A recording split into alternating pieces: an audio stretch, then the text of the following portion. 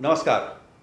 बोले बिहार में आज बात 7 सितंबर की। 7 सितंबर का दिन बिहार में एनडीए के लिए काफ़ी महत्वपूर्ण दिन है, क्योंकि उसी दिन बिहार के मुख्यमंत्री नीतीश कुमार अपनी पहली वर्चुअल रैली कर रहे हैं और इस रैली के जरिए वो बिहार की जनता को संबोधित करेंगे और साथ ही बिहार में वो अपने चुनाव प्रचार अभियान की शुरुआत भी करेंगे।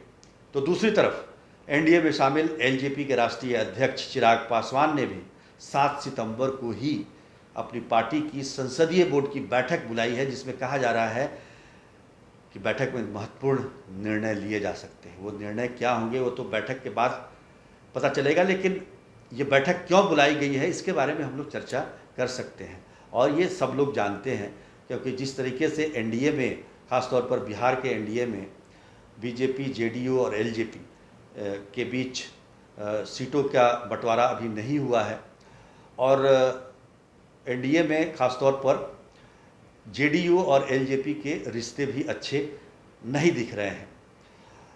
एलजेपी लगातार बिहार सरकार पर निशाना साध रही है।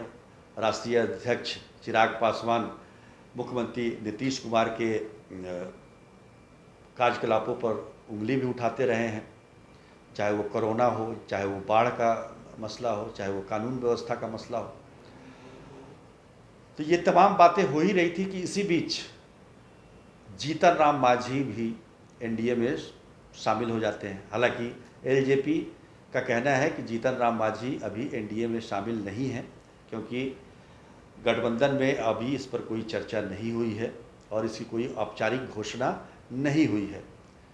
दूसरी तरफ बीजेपी के कई वरिष्ठ नेताओं ने जीतन राम मांझी के एनडीए में शामिल होने का स्वागत किया है, जिसमें बीजेपी के वरिष्ठ नेता और बिहार के उप मुख्यमंत्री सुशील कुमार मोदी भी शामिल हैं।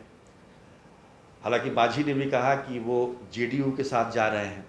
अब टिकट का जो बंटवारा होगा वो किस तरीके से होगा, ये 4 पार्टियों को ध्यान में रख कर किया जाएगा या फिर जेडीयू के हिस्से में मांझी रहेंगे और बीजेपी के हिस्से में एलजेपी रहेंगे। हालांकि एलजेपी इसके लिए भी तैयार नहीं। उसका कहना है कि 2015 से, बल्कि यूँ कहें तो 2014 से ही एलजेपी एनडीए गठबंधन में है और 2015 का चुनाव भी एलजेपी ने बीजेपी के साथ मिलकर एनडीए में रह कर लड़ा था। उस समय जेडीयू महागठबंधन में थी। तो ये तमाम बातें हैं जिसको लेकर अभी जल्दी ही कुछ फैसला भी लेना होगा। कौन कितनी सीटों पर लड़ेगा इसको तय करना होगा। एलजेपी की तरफ से कहा जा रहा है कि वो 119 सीटों पर अपनी तैयारी कर कर बैठे हैं। बिहार में कुछ कुल 243 सीटें हैं। अब तक का अगर देखा जाए तो 2010 में आखिरी बार विधानसभा का चुनाव बीजेपी और जेडीयू ने साथ मिलकर लड़ा था। उस चुनाव में जेडीयू 142 सीटों पर लड़ी थी और बीजेपी 101 सीटों पर लड़ी थी। लेकिन परिस्थितियां बदली, गठबंधन बदला, फिर से गठबंधन जुड़ गया। तो अब क्या होता है ये सबके मन में है, कौन कितनी सीटों पर लड़ेगा। जेडीयू का कहना है कि वो पहले ज़्यादा सीटों पर लड़ती आई है तो ज़्यादा सीटों पर ही लड़ेंगे। माना जा रहा है कि जेडीयू कम से कम 120 सीट चाहती है, क्योंकि एलजेपी भी उसमें शामिल है। तो ये तमाम बातें हैं जिसको लेकर मंथन होगा और मुख्यमंत्री नीतीश कुमार, चूँकि उनके नेतृत्व में एनडीए यहाँ बिहार में चुनाव लड़ रही है, तो वर्चुअल रैली में भी कुछ बातें उनसे भी निकलेंगी और संसदीय बोर्ड में क्या होता है एलजेपी के, उस पर भी नज़र रहेगी। लेकिन एक बात कहना ज़रूरी है कि पिछले चुनाव में, यानी कि 2015 के विधानसभा चुनाव में एलजेपी और जीतन राम मांझी की पार्टी अहम दोनों ही एनडीए के हिस्सा थे और संजोग ये भी है कि इस बार भी वो एनडीए के ही हिस्सा बन रहे हैं।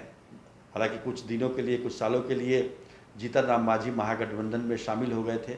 उन्होंने लोकसभा का चुनाव भी महागठबंधन के बैनर तले लड़ी थी। लेकिन 2015 में जब ये एनडीए में शामिल थे ये दोनों दल, उस समय एलजेपी ने 42 सीटों पर चुनाव लड़ा था एनडीए से और सीटें मिली सिर्फ 2, यानी 2 पर ही उन्हें विजय मिली। इसी तरह से हम पार्टी को यानी कि जीतन राम मांझी की पार्टी को 21 सीटें एनडीए ने दी थी, लेकिन उस सीटों पर सारे हम कहें तो जीतन राम मांझी के अलावा कोई और उम्मीदवार जीत नहीं सका या विधानसभा नहीं पहुंचा।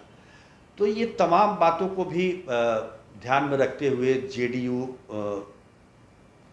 टिकट का बंटवारा चाहती है। और सबसे बड़ी बात कि अभी तक एक कलेक्टिव जो होता है, जो एनडीए के सारे नेता मिलके एक बात करते हैं टिकट के बंटवारे का, ऐसी कोई परिस्थिति अभी बनी नहीं है। आपको याद होगा कि लोकसभा का चुनाव जब हुआ था तो काफ़ी समय पहले जेडीयू और बीजेपी और एलजेपी के बीच सीटों का बंटवारा हो गया था, और उसी समय ये तय हो गया था कि बीजेपी और जेडीयू बराबर सीटों पर चुनाव लड़ेंगे, यानी 17 सीटों पर, और 6 सीटें एलजेपी को दी गई थी। लेकिन बिहार विधानसभा का चुनाव बहुत ज़्यादा दूर नहीं है, लेकिन अभी सीटों की संख्या को लेकर ही संशय बना हुआ है। उम्मीदवार बेचैन है कि कौन सीट किसके पल्ले जाएगा, वो कहाँ किस दल से गुहार लगाएं, तो बेचैनी हर तरफ है। और मैं ये नहीं कहता कि 7 तारीख को काफ़ी कुछ स्पष्ट हो जाएगा, लेकिन बहुत कुछ चीज़ें आपको स्पष्ट तौर पर दिखनी शुरू हो जाएगी। इसलिए मैंने कहा कि एनडीए के लिए 7 सितंबर का दिन काफ़ी महत्वपूर्ण है। आज के लिए बस इतना ही। धन्यवाद।